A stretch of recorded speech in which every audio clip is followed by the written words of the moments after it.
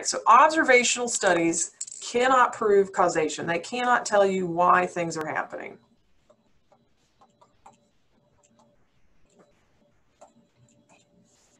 All right, an observational study, its purpose when we take a sample survey is to say this is what the population looks like. So it tells us what the population looks like, but not the cause. And this right here, this is so important. Observational studies cannot prove causation. They cannot say, well, this must mean this causes this. And here's the reason, all right? The reason is there's these things, they're called lurking variables. These are variables that we're not measuring. All right, so I don't have data for these variables.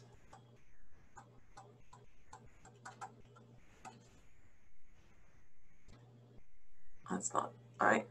That are the cause of some relationship.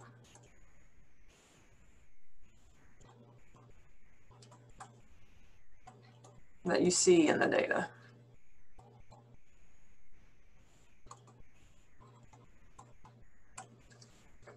A very common lurking variable is time. Maybe over time, this variable tends to be increasing. Over time, this other variable tends to be increasing. So they're both increasing. So they look like they're related to each other, but they're not necessarily. So let's think about the music students. All right, so we have these music students, they have higher GPA. And this is true, they do have a higher GPA than non-music students. So why is it, other than the fact that they're taking music, why is it, what are some of the qualities of music students that might account for higher GPAs? All right, so here's some possible lurking variables. So maybe, and I'm not saying it's true, these are maybes, maybe. All right, maybe students who study music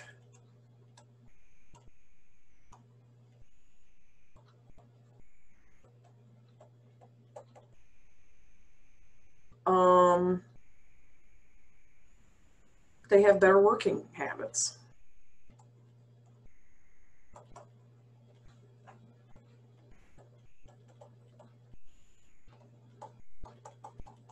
You know, they're more disciplined, right? So if you take music, if any of you have ever taken a music class or learned to play an instrument, it takes practice. Okay? All right, students who study music, they may, again, these are all maybe, have more parental support.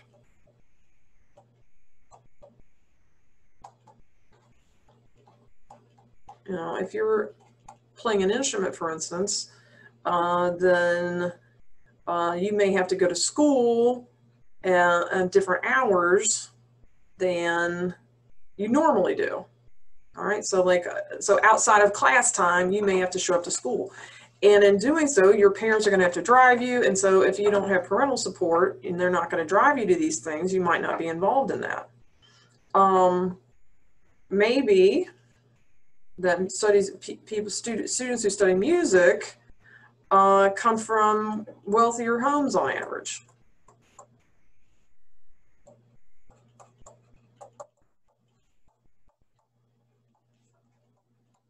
So all of these are about what's happening on average, all of these things. So maybe, and this is on average.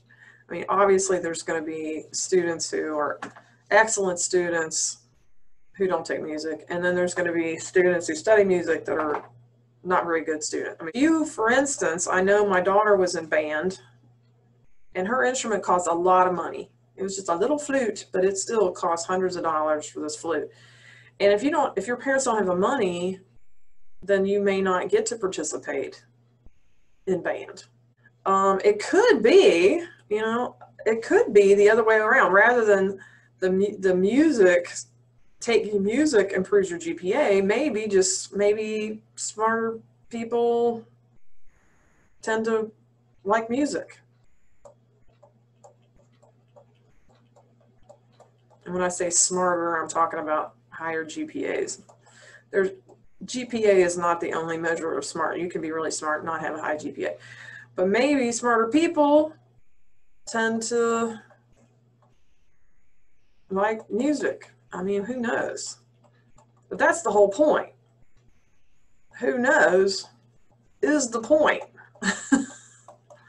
So since we don't know, and this is going to be true of all observational studies, whenever I do an observational study, there's this potential for there's these lurking variables out there that I don't know about.